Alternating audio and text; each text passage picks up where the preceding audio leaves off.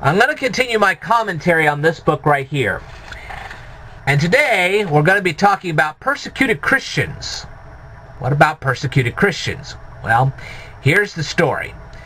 We have a time frame that starts after the resurrection of Jesus and before the reign of the Roman Emperor Constantine. That's roughly about 300 years.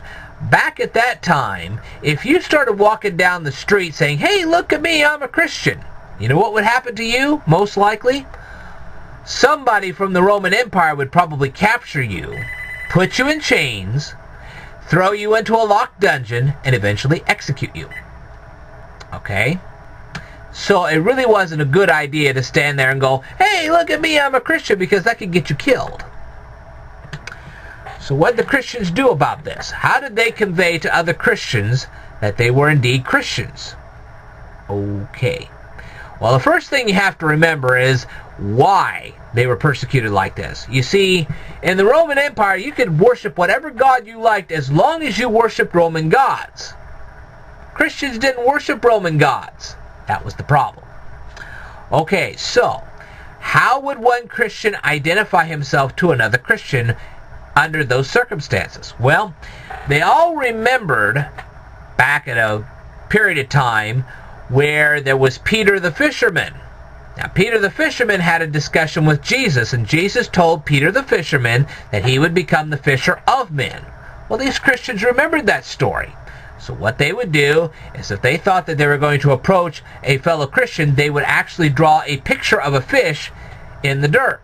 And if that other Christian identified with that, there you go, then they could start talking and not risk their lives.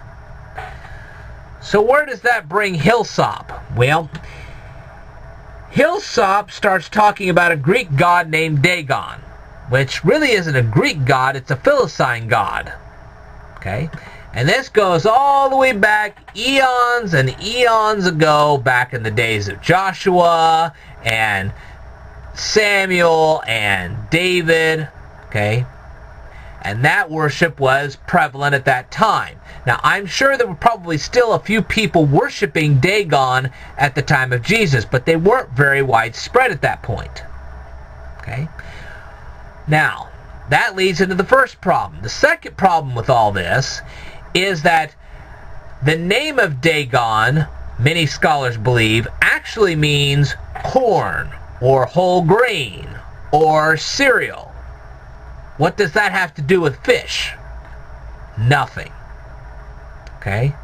This belief that Dagon is some kind of a half-man, half-fish is not well supported.